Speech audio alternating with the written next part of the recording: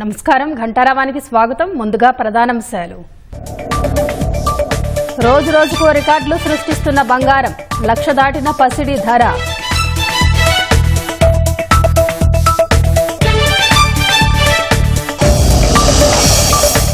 June 14న Gaddar Telangana film అవార్డుల ప్రధానోత్సవం. చిత్ర పరిశ్రమకు ప్రభుత్వ ప్రోత్సాహం ఎప్పుడూ ఉంటుందన్న భట్టి.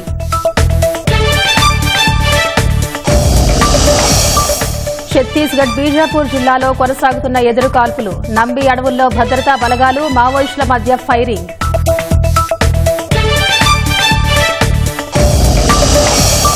రెండు రోజుల పర్యటనలో భాగంగా సౌదీకి బయలుదేరిన మోదీ. క్రౌన్ ప్రిన్స్తో వివిధ అంశాలపై చర్చించనున్న ప్రధాని.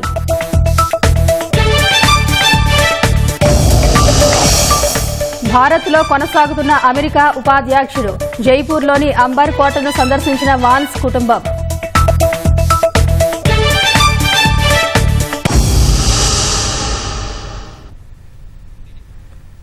దశాబ్ద కాలంగా ఎలాంటి ప్రోత్సాహకాలు అవార్డులకు నోచుకోని తెలుగు చలనచిత్ర పరిశ్రమకు కాంగ్రెస్ ప్రభుత్వం ఇచ్చే గద్దర్ తెలంగాణ ఫిల్మ్ అవార్డుల గురించి ప్రతి ఒక్కరూ మాట్లాడుకునేలా వేడుకలు నిర్వహిస్తామని డిప్యూటీ సీఎం భట్టి విక్రమార్క అన్నారు. గద్దర్ పేరుతో ఫిల్మ్ అవార్డులు ఇవ్వడానికి అనేక కారణాలున్నాయన్న విక్రమార్క తెలంగాణ ఉద్యమానికి తన పాటతో ఊపిరిపోసిన వ్యక్తి గద్దర్ అని కొనియాడారు. అలాంటి వ్యక్తి పేరుతో అవార్డులు ఇవ్వడం సముచిత నిర్ణయమేనన్న deputy CM Hyderabad Prasad preview థియేటర్లో నిర్వహించిన మీడియా సమావేశంలో గద్దర్ తెలంగాణ ఫిల్మ్ అవార్డుల కోసం వచ్చిన ఎంట్రీలను మంత్రి కోమటిరెడ్డి వెంకటరెడ్డి, ఎఫ్డీసీ చైర్మన్ దిల్రాజు సమక్షంలో జూరీ చైర్మన్ జయసుధకు అందజేశారు. భవిష్యత్తు తరాలకు స్ఫూర్తిగా ఉండేలా ఈ అవార్డులు వేడుకలు జరుపుతామన్నారు. జూన్ 14న హైటెక్స్ వేదికగా గద్దర్ ఫిల్మ్ అవార్డుల ప్రదానం జరుగుతుందని మంత్రి కోమటిరెడ్డి వెల్లడించారు.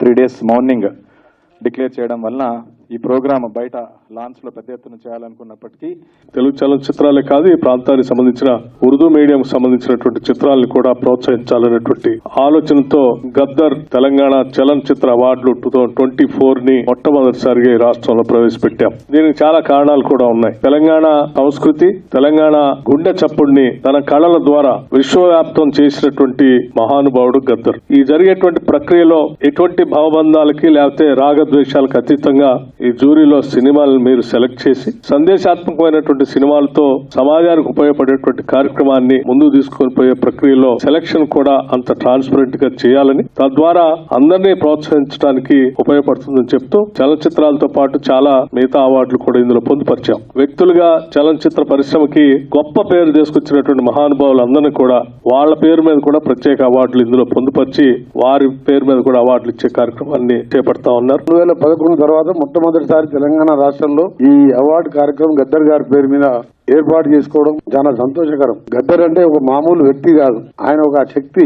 అట్టడుగు ప్రజల నుంచి తెలంగాణ ఉద్యమం వరకు పేద ప్రజల కోసం పోరాటం చేసిన వ్యక్తి కాబట్టి ఎవరైనా విమర్శలు చిన్న చిన్నవి వచ్చినా వారి పేరు మీద నెలకొల్పాలని ఒక నిర్ణయం తీసుకున్నాం మేము. అందుకనే గౌరవ డిప్యూటీ సీఎం గారు ప్రత్యేక ఎన్నో మీటింగ్ పెట్టి కార్యక్రమం ముందుకు తీసుకుపోతున్నాం. తప్పకుండా మనం 14 ప్రోగ్రామ్ సక్సెస్ చేసుకుని ఇక ముందు కూడా తెలుగు చలనచిత్ర రంగాన్ని హైదరాబాద్ లో అన్ని విధాలుగా ప్రోత్సహించడానికి మా ప్రభుత్వం సిద్ధంగా ఉందని తెలియజేసుకుంటూ ఈ రోజు నుంచి జ్యూరీ వారు సినిమాలు చూసి వాళ్ళు మే ఎండ్ కల్లా జ్యూరీ నుంచి ఏదైతే 2024 తెలుగు సినిమాల్ని ఫైనల్ చేసి GTFAకు ఇస్తే ఫైనల్ గా జూన్ 14th రోజు ఈ గద్దార్ తెలంగాణ ఫిలిం అవార్డ్స్ ని పెద్ద ఎత్తున చేయడానికి ప్లాన్ చేశాం.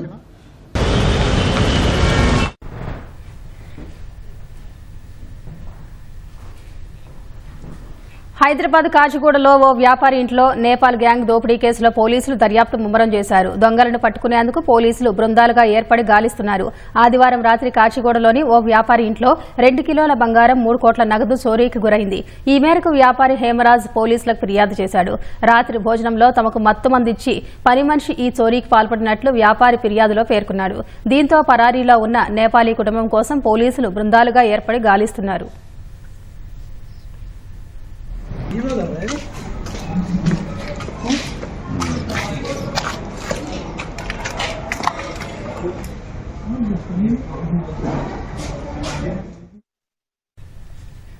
నటుడు మహేష్ బాబుకు ఈడీ అధికారులు నోటీసులు జారీ చేశారు. ఈ నెల 28న విచారణకు హాజరు కావాలని నోటీసులలో పేర్కొన్నారు.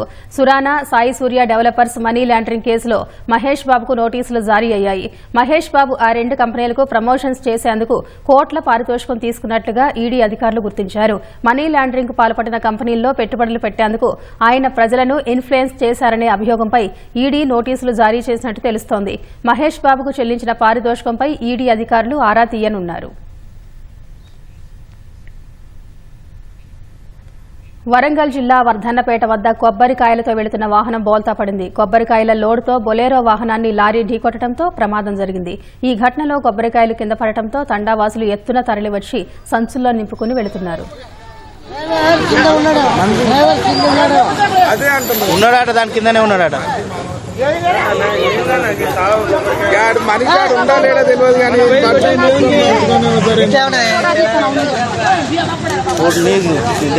ఫోటో తీయదా?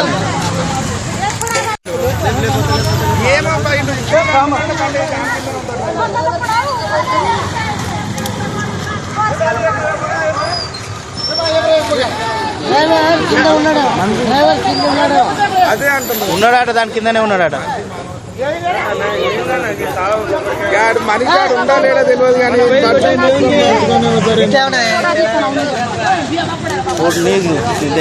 ఫోటో తీయదా? సౌదీ అరేబియాతో ఉన్న సుదీర్ఘమైన చారిత్రాత్మక సంబంధాలను భారత్ ఎంతో విలువైందిగా భావిస్తుందని ప్రధాని నరేంద్ర మోదీ అన్నారు. ఇటీవల సంవత్సరాలలో సౌదీ అరేబియాతో సంబంధాలు వ్యూహాత్మకంగా బలపడ్డాయని చెప్పారు. Crown prince Mohammed bin Salman ఆహ్వానం మేరకు 2 రోజుల సౌదీ పర్యటనకు బయలుదేరే ముందు ఎక్స్ మాధ్యమంలో ప్రధాని పోస్ట్ చేశారు. రక్షణ, వాణిజ్యం, పెట్టుబడి, ఇంధనం వంటి రంగాలలో సంబంధాలతో సహా 2 దేశాలు పరస్పరం ప్రయోజనకరమైన గణనీయమైన భాగస్వామ్యాన్ని అభివృద్ది చేసుకున్నాయని తెలిపారు. ఈ పర్యటనలో క్రౌన్ ప్రిన్స్ సల్మాన్ తో వివిధ అంశాలపై చర్చలు జరపనున్నట్టు చెప్పారు. ఇది సౌదీకి తన 3వ పర్యటనగా చెప్పిన ప్రధాని మోదీ చారిత్రాత్మక నగరమైన జడ్డాను సందర్శించడం మొదటిసారి అని పేర్కొన్నారు. వ్యూహాత్మక భాగస్వామ్య మండలి 2వ సమావేశంలో పాల్గొనడానికి ఎదురు చూస్తున్నట్టు తెలిపారు. సౌదీలోని భారత కమ్యూనిటీతో సంభాషిస్తారని చెప్పారు.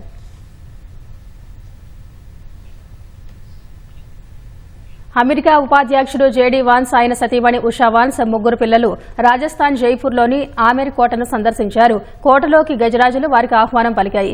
కోట మార్గం వద్ద రాజస్థాన్ సంప్రదాయ దుస్తుల్లో పలువురు కళాకారులు నృత్య ప్రదర్శన చేశారు. ఈ ప్రదర్శనను వాన్స్ పిల్లలు ఆసక్తిగా వీక్షించారు. జేడీ వాన్స్ పర్యటన నేపథ్యంలో ఆమెర్ కోట పరిసర ప్రాంతాల్లో భద్రతను కట్టుదిట్టం చేశారు.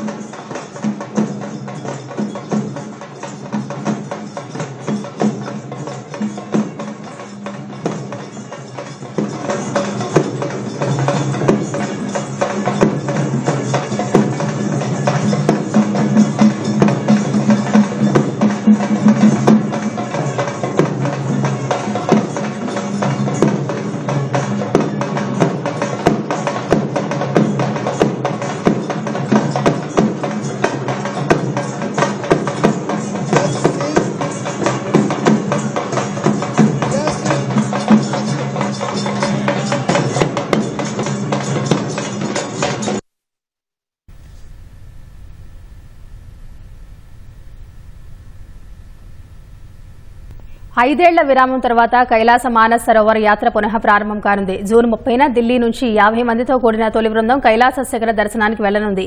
ఈ మేరకు కేంద్ర ప్రభుత్వ వర్గాలు తెలిపాయి. ఉత్తరాఖండ్లోని పితోర్గఢ్ జిల్లాలో ఉన్న లిపులేక్ పాస్ గుండా యాత్ర కొనసాగుతుందని వెల్లడించాయి. యాత్ర ఏర్పాట్లపై చర్చించేందుకు ఢిల్లీలో విదేశాంగ శాఖ, ఉత్తరాఖండ్కు చెందిన అధికారులు సమావేశమయ్యారు. ఈ సందర్భంగా తీర్థయాత్ర నిర్వహణను కుమావ్ మండల్ వికాస్ నిగమ్కు అప్పగించాలని నిర్ణయించారు. మొత్తం 5 గ్రూపులు కైలాస యాత్రకు వెళతాయని అధికారులు తెలిపారు. ఒక్కో గ్రూపులో 50 మంది ఉంటారని వెల్లడించారు. యాత్ర పూర్తవడానికి ఒక్కో బృందానికి 22 రోజుల సమయం పడుతుందని వివరించారు. కైలాస మానస్ సరోవర్ యాత్రకు వెళ్లే భక్తులకు ఢిల్లీతో పాటు ఉత్తరాఖండ్లోని గుంజీలో వైద్య పరీక్షలు నిర్వహిస్తామని చెప్పారు.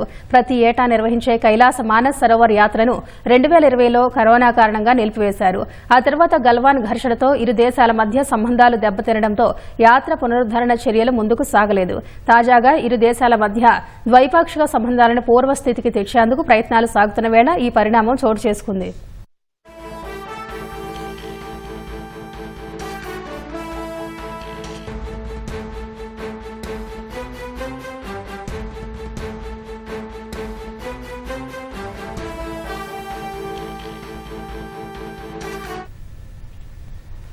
సెంట్రల్ అమెరికా దేశం కోస్టారికాలోని అత్యంత ప్రసిద్ధ పర్యాటక ఆకర్షణలో ఒకటైన పోయాస్ అగ్నిపర్వతం అకస్మాత్తుగా విస్ఫోటనం చెందింది. ఈ ధాటికి సుమారు 3 కిలోమీటర్ల ఎత్తు మేర బూడిద ఎగసిపడింది.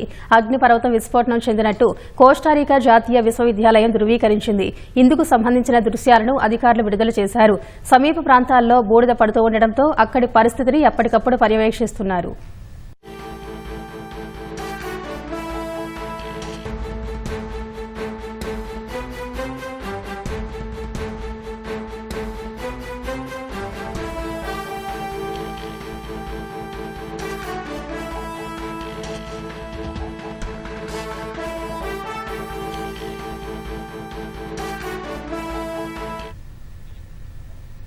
ఏపీ వైసీపీ హయాంలో ముంబై నటిపై నమోదైన అక్రమ కేసులో ఏపీ సీనియర్ ఐపీఎస్ అధికారి పీఎస్ఆర్ ఆంజనేయులను సీఐడీ పోలీసులు రంగారెడ్డి జిల్లా మొయినాబాద్లో అరెస్టు చేశారు. జగన్ హయాంలో పీఎస్ఆర్ ఇంటెలిజెన్స్ చీఫ్ గా పనిచేశారు. జగన్ కు ఆయన అత్యంత సన్నిహితుడిగా వ్యవహరించారు. ప్రస్తుతం సస్పెన్షన్లో ఉన్న పీఎస్ఆర్ ఆంజనేయులను హైదరాబాద్ నుంచి ఏపీకి తరలిస్తున్నారు. ముంబై నటి కేసులో ఆయన్ను సీఐడీ పూర్తి స్థాయిలో విచారించనుంది.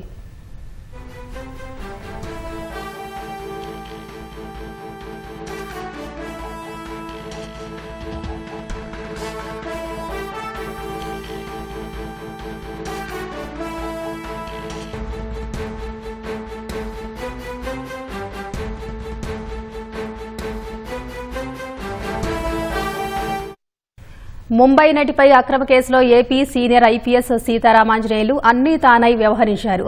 వైసీపీ ముఖ్యనేత చెప్పగానే రంగంలోకి దిగిన పీఎస్ఆర్ నటిపై ఏ కేసు పెట్టాలి, ఎలా అరెస్ట్ చేయాలి, ఎవరెవరిని భాగస్వాములను చేయాలో అన్నీ తానై చూసుకున్నారు. వైసీపీ ముఖ్యనేత ఆదేశాలతో విజయవాడ కమిషనరేట్ పరిధిలో ఏదో కేసు పెట్టి వెంటనే అరెస్టు చేయాలన్న నిర్ణయానికి పీఎస్ఆర్ నేతృత్వంలోని నాటి పోలీసు అధికారులు వచ్చారు. ప్రణాళిక సిద్దం కాగానే వైఎస్ఆర్సీపీ నేత కుక్కల విద్యాసాగర్ను పిలిపించి ముంబై నటికి వ్యతిరేకంగా ఫిర్యాదు ఇప్పించారు. తన ఆస్తిపై ముంబై నటి తప్పుడు ఒప్పంద పత్రాన్ని సృష్టించి ఇతరులకు విక్రయించినట్లు ఇబ్రహీంపట్నం ఠాణాలో విద్యాసాగర్ ఫిర్యాదు చేయగా దాని ఆధారంగా ముంబై నటితో పాటు ఆమె తల్లిదండ్రులను పోలీసులు అరెస్టు చేశారు. ముంబైకి వెళ్లడం, అక్కడ నటితో పాటు ఆమె తల్లిదండ్రులను అరెస్టు చేసి విజయవాడకు తరలించడం, రిమాండ్కు పంపడం వరకు కాంతిరాణా, విశాల్గున్ని పర్యవేక్షించారు.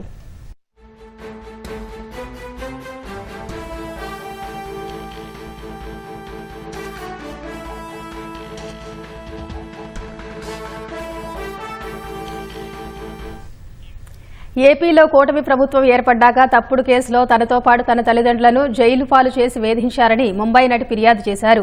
తనపై వైఎస్ఆర్సీపీ నేత కుక్కల విద్యాసాగర్ తప్పుడు ఫిర్యాదు చేశారని తెలిపారు.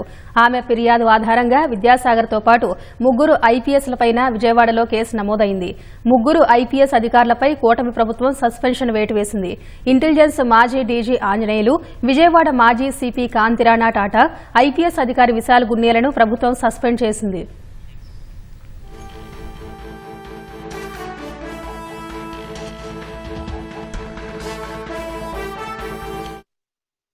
రంగారెడ్డి జిల్లా మొయినాబాద్లోని పీఎస్ఆర్ ఇంటి వద్ద నిన్న ఏపీ సీఐడీ పోలీసులు పరిశీలించారు. దీన్ని గమనించిన పీఎస్ఆర్ సీతారామాంజనేయులు బేగంపేటలోని ఆయన వియ్యంకుడి ఇంటికెళ్లారు. ఉదయం 5 గంటలకు ఆంజనేయులను సీఐడీ అరెస్టు చేసింది. అక్కడి నుంచి మొయినాబాద్లోని ఫామ్ హౌస్ కు పీఎస్ఆర్ను తీసుకెళ్లి సోదాలు నిర్వహించారు. తదనంతరం ఉదయం 8:30 గంటలకు సీతారామాంజనేయులను హైదరాబాద్ నుంచి ఏపీకి తరలిస్తున్నారు. ముంబై నటి కేసులో ఆయన్ను పూర్తి స్థాయిలో సీఐడీ విచారించనుంది.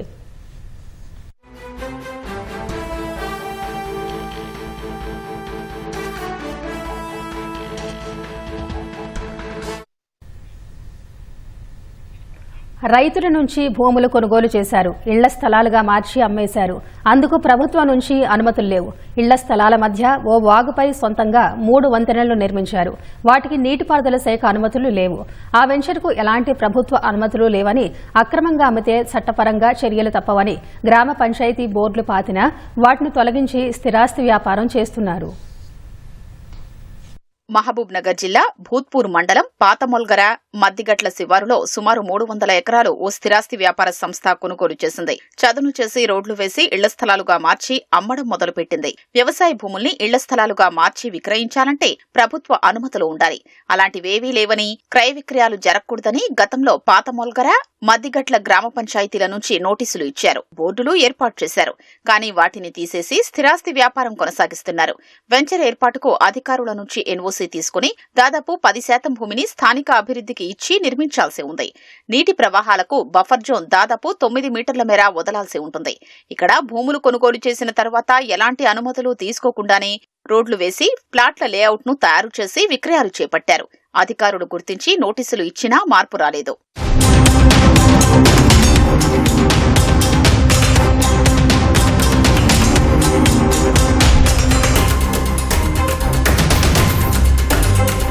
కొనుగోలు చేసిన భూముల మధ్యలో వాగు ఉంది. ఎగువన దిగువ చెక్ డ్యాములు ఉన్నాయి. వానాకాలం ఎగువ ప్రాంతాల నుంచి వరద ఆ చెక్ డ్యాంలు వాగు గుండానే గొలుసుకట్టు చెరువులకు అక్కడి నుంచి పొలాలకు చేరుతుంది. ఇళ్ల స్థలాలుగా మార్చిన భూముల మధ్యలో వాగు ఉండడంతో దాన్ని దాటేందుకు 3 చోట్ల వంతెనలు నిర్మించారు. వాస్తవానికి నీటిపారుదల శాఖకు చెందిన జలవనరుల్లో ఎలాంటి నిర్మాణాలు చేపట్టరాదు. ఒకవేళ చేపట్టినా అందుకు నీటిపారుదల శాఖ నిరభ్యంతర పత్రాలు, ఇతర అనుమతులు తీసుకోవాలి. అలాంటివేవీ పాటించలేదు. నీటి ప్రవాహ తీవ్రతను బట్టి వంతెనల నిర్మాణం చేపట్టాల్సి ఉన్నా పట్టించుకోకుండా వంతెనలు నిర్మించారనే విమర్శలు ఉన్నాయి. కొందరు స్థానికులు 2023లో ప్రజావాణిలో కలెక్టర్కు ఫిర్యాదు చేశారు. నీటిపారుదల శాఖ అధికారులు ఆ ప్రాంతాన్ని సందర్శించి అవాక్కయ్యారు. ఏ సమాచారం లేకుండా ఎలా నిర్మించారని ప్రశ్నించారు. ఎగువన 2.26 కోట్లతో నిర్మించిన చెక్ డ్యాం ఉంది. అది నిండిన తర్వాత ఆ ప్రవాహమంతా వంతెనలు దాటుకుంటూ వెళ్లాల్సి ఉంటుంది. వర్షాకాలంలో వరద ఎక్కువగా ఉంటుందని, దానికి తగినట్లుగా నిర్మాణాలు లేవని, వాటిని తొలగించి అనుమతి కోసం దరఖాస్తులు చేసుకోవాలని అధికారులు 2 ఏళ్ల క్రితమే నోటీసులు ఇచ్చారు. అయినా ఇప్పటికీ ఆ వంతెనలు తొలగించలేదు. దీంతో ప్రవాహం సాఫీగా వెళ్లక నీరు పొలాల వైపు వచ్చి పంటలు ముంపునకు గురవుతున్నాయని రైతులు ఆవేదన వ్యక్తం చేస్తున్నారు. రియల్ ఎస్టేట్ కంపెనీ వాళ్ళు వచ్చి మరి 350 ఎకరాలు రైతులతోని కూడగట్టుకొని మరి వెంచర్ చేయడం జరిగింది. ఇది కాలు అవతల పొలం, కాలు యువతల పొలం తీసుకొని 300 ఎకరాల మీద మధ్యలోకి వెళ్ళి కాలువ ఉంటే దాని మీద అక్రమంగా నిర్మాణాలు చేసి ఈరోజు వాటర్ పోకుండా ఈ ప్లాటింగ్ చేయడం జరిగింది. ఈ ప్లాటింగ్కు ఎలాంటి అనుమతులు లేవు. హైదరాబాద్కి వెళ్ళి తెచ్చి వాళ్ళకి ఏం తెలియని వాళ్ళని ఇక్కడ తెచ్చి మోసం చేయడం జరుగుతుంది ఈ రియల్ ఎస్టేట్ కంపెనీ వాళ్ళు. అప్పట్లో గతంలో 2,26,50,000 పెట్టి చెక్ డ్యామ్లు కట్టించింది బీఆర్ఎస్ ప్రభుత్వంలో. అది కూల్చివేసి ఏమైంది, దీనిపైన బ్రిడ్జ్లు వేసి నాలాలు వేసి ఏమవుతుందంటే ఇప్పుడు ఆ నీళ్ళు కూడా పోకుండా అవుతుంది. ఎంతంటే ఇబ్బంది అయిపోతుంది. మొత్తం పక్కన ఉన్నది ఏమవుతుంది, గండి వస్తుంది అనమాట. మొత్తం పక్కల పొట్టు పారేస్తుంది. అంతే ఆర్డీఓ కానీ ఏం చేస్తున్నాను, ఎంఆర్ఓ ఏం చేస్తున్నాను, కలెక్టరేట్ ఏం చేస్తున్నారు, మరి జిల్లా అధికారులు ఉన్నారు, వ్యవసాయ శాఖ మంత్రులు, మన మంత్రి వాళ్ళందరూ ఏం చేస్తారు, మరొకసారి స్పందించి దీనిపైన దృష్టి పెట్టి బాగుంటుంది అని చెప్తాల్సుకున్నాను. వాగుపై వంతెనలు తొలగించాలని 2023లోనే నోటీసులు జారీ చేసినట్లు నీటిపారుదల శాఖ అధికారులు చెప్తున్నారు. 2 నెలల తర్వాత మరోసారి నోటీసు ఇవ్వగా ఎన్ఓసీ కోసం దరఖాస్తు చేసుకుని సర్వే చేయాలని సంస్థ కోరింది. సర్వే చేసిన నీటిపారుదల శాఖ అధికారులు వాటిని తొలగించాలని మరోసారి స్పష్టం చేశారు. చర్యలు తీసుకోవాలని తహసీల్దార్కు ఫిర్యాదు చేసినా ఎలాంటి చర్యలు లేవు. మరోసారి పోలీసులకు, రెవెన్యూ అధికారులకు ఫిర్యాదు చేస్తామని నీటిపారుదల శాఖ అధికారులు చెప్తున్నారు. పోప్ ఫ్రాన్సిస్ కన్నుమూసిన వేళ ప్రపంచవ్యాప్తంగా ఉన్న క్యాథలిక్ చర్చిలకు తర్వాతి నాయకుడు రోమ్కు బిషప్ ఎవరన్న అంశంపై ఆసక్తి నెలకొంది. మరికొన్ని రోజుల్లో కొత్త పోపు కొలువుదేరనున్నారు. శతాబ్దాల నాటి ప్రాచీన విధానంలో పోప్ ఎన్నికను అత్యంత రహస్యంగా వాటికన్లో నిర్వహిస్తారు. ఓటింగ్లో పాల్గొనేందుకు కొన్ని ప్రత్యేక అర్హతలు ఉంటాయి. ఓటింగ్ను ఎలా నిర్వహిస్తారు, తరువాతి పోప్గా ఎవరి పేర్లు ప్రముఖంగా వినిపిస్తున్నాయన్న అంశంపై ఆసక్తికర కథనం. పీపుల్స్ పోపుగా ప్రసిద్ధిగాంచిన ఫ్రాన్సిస్ కన్నుమూసిన నేపథ్యంలో తదుపరి పోపు ఎవరన్న అంశంపై చర్చ మొదలైంది. పాపల్ కాంక్లేవ్ అంటే పోపు ఎన్నిక ప్రక్రియ అనేది శతాబ్దాల క్రితం నాటిది. కేవలం 80 లోపు వయసు ఉన్న కార్డినల్స్ ర్యాంకు బిషప్లు మాత్రమే పోపు ఎంపిక రహస్య ఓటింగ్ లో పాల్గొంటారు. మొత్తం 252 కార్డినల్స్ లో 138 మందికే ఓటింగ్ లో పాల్గొనే అర్హత ఉంది. ఓటింగ్ ప్రక్రియను అత్యంత రహస్యంగా వాటికన్లోని సిస్టీన్ చాపెల్లో మాత్రమే నిర్వహిస్తారు. పోప్ రాజీనామా లేదా మరణించిన తర్వాత ప్రపంచవ్యాప్తంగా ఉన్న కార్డినల్స్ వాటికన్ కు చేరుకుంటారు. 15-20 రోజుల తర్వాత ఈ ఎన్నికల ప్రక్రియ ప్రారంభమవుతుంది. ప్రతి కార్డినల్ ఓటింగ్ సమయంలో చర్చించిన అంశాల్ని గోప్యంగా ఉంచుతానని ప్రమాణం చేయాల్సి ఉంటుంది. రోజువారీ 4 రౌండ్లు చొప్పున ఎవరైనా ఒక అభ్యర్థికి 3/2 మెజారిటీ లభించే వరకు ఓటింగ్ జరుగుతుంది. ఈ ప్రక్రియకు 15-20 రోజుల సమయం పట్టొచ్చు. పోప్ ఎంపిక ఎన్నికల్లో ఆసక్తికర అంశముంది. ప్రతి రౌండ్ తర్వాత బ్యాలెట్ పేపర్లను సిస్టీన్ చాపెల్లో ఏర్పాటు ఏర్పాటు చేసే ప్రత్యేక రసాయనాలతో కూడిన స్టవ్ పై కాల్చేస్తారు. కార్డినల్ కు 3/2 మెజారిటీ రాకపోతే బ్యాలెట్ పత్రాలను నల్ల రంగు పొగ వచ్చే రసాయనాలతో కాల్చుతారు. కార్డినల్ కు తగినన్ని ఓట్లు వస్తే అప్పుడు తెల్ల రంగు పొగ వచ్చేలా ఏర్పాటు చేస్తారు. ఇదంతా సిస్టీన్ చాపెల్లో జరుగుతుంది. బయట ఉన్న వారికి ఎన్నిక ఫలితం తెలియజేయడం కోసం ఇలా చేస్తారు. ఫ్రాన్సిస్ వారసత్వం కోసం పోటీ పడుతున్న వారిలో వాటికన్ సిటీ విదేశాంగ మంత్రి కార్డినల్ పీట్రో పారోలిన్, ఐరోపా బిషప్స్ కాన్ఫరెన్స్ మాజీ అధ్యక్షుడు Peter Erdo, cardinal Peter Turkson, cardinal Luis Tagle, cardinal Matteo Zuppi, cardinal Raymond Leo Burke పేర్లు ప్రముఖంగా వినిపిస్తున్నాయి. ఎస్ఎల్బీసీ సొరంగం వద్ద ఇంకా సహాయక చర్యలు కొనసాగుతూనే ఉన్నాయి. డేంజర్ జోన్ గా పరిగణిస్తున్న చివరి 50 మీటర్లలో అనుసరించాల్సిన విధానంపై కసరత్తు జరుగుతోంది. అక్కడ సహాయక చర్యలు చేపడితే ప్రమాదమన్న హెచ్చరికల నేపథ్యంలో తీసుకోవాల్సిన జాగ్రత్తలపై ప్రభుత్వం దృష్టి సారించింది. జీఎస్ఐ సూచనతో ప్రభుత్వం ఏర్పాటు చేసిన నిపుణుల కమిటీ గురువారం సమావేశమై తగిన నిర్ణయాలు తీసుకోనుంది. ఎస్ఎల్బీసీ టన్నెల్ వద్ద ఇంకా సహాయక చర్యలు కొనసాగుతూనే ఉన్నాయి. ఫిబ్రవరి 22న సొరంగం వద్ద జరిగిన ప్రమాదంలో 8 మంది చిక్కుకోగా అందులో 2 మృతదేహాలను ఇప్పటి వరకు వెలికితీశారు. పూర్తిగా దెబ్బతిన్న టన్నెల్ బోరింగ్ మిషన్ టీబీఎంను కత్తిరించి విడి భాగాలను బయటకు తీస్తున్నారు. దీంతో పాటు బురద, వ్యర్థాలు సహా ఉబికి వస్తున్న నీటిని ఎప్పటికప్పుడు ఎత్తిపోస్తున్నారు. వ్యర్థాల తొలగింపు చాలా వరకు పూర్తయినప్పటికీ కీలకమైన చివరి 50 మీటర్ల వరకు తొలగించాల్సి ఉంది. ఇక్కడే సొరంగం కుప్పకూలడంతో ఈ ప్రాంతాన్ని డేంజర్ జోన్ గా పరిగణిస్తున్నారు. షీర్ జోన్ లో రాతి పొరలు, నీరు, బురద ఉన్నాయి. కింద ఉన్న వ్యర్థాల తొలగింపు చేపడితే మళ్లీ మీది నుంచి కూలే ప్రమాదం ఉంది. ఇక్కడ రెస్క్యూ ఆపరేషన్స్ చేపడితే అందులో పాల్గొనే వారికి ప్రమాదం పొంచి ఉందని జియాలజికల్ సర్వే ఆఫ్ ఇండియా హెచ్చరించింది. అక్కడ సహాయ చర్యలు నిర్వహించేందుకు ఎలాంటి విధానం అనుసరించాలనే అంశంపై ప్రభుత్వం మల్లగుల్లాలు పడుతోంది.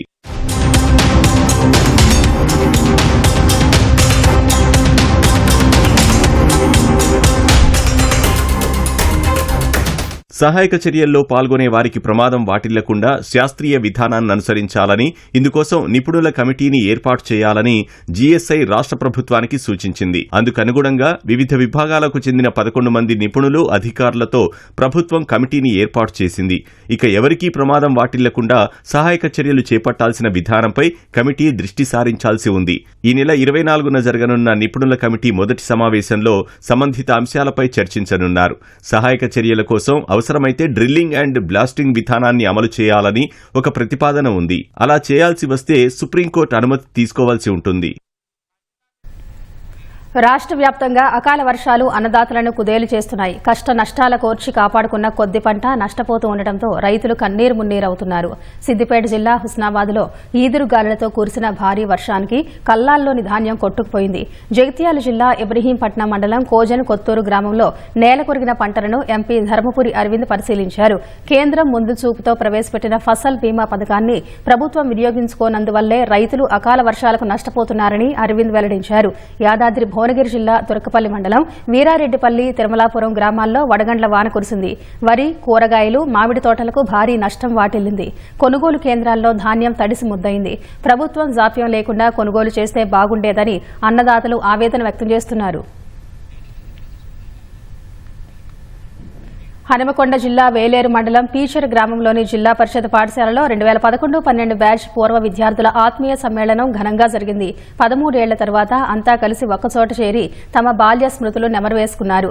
నాటి రోజులు తలపించేలా ఉదయం ప్రార్థన, తరగతులు నిర్వహించారు. పాఠాలు బోధించిన గురువులను ఘనంగా సత్కరించి వారి ఆశీస్సులు తీసుకున్నారు. సహచర మిత్రులందరూ తమ సాధక బాధకాలు, క్షేమ సమాచారాలు పంచుకున్నారు. మదినిండా మరపురాని జ్ఞాపకాలను నింపుకుని వీడ్కోలు తీసుకున్నారు.